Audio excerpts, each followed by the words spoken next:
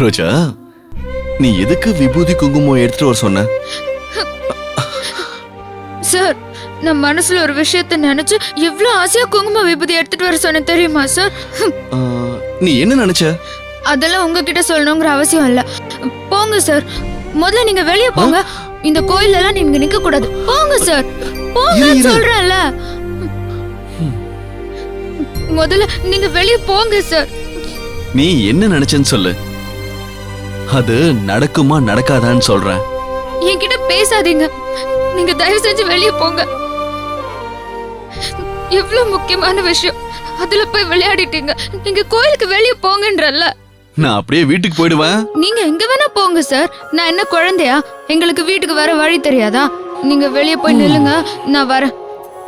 சரி சரி போங்க சார். சரி, கோச்சிக்காத, நான் போறேன்.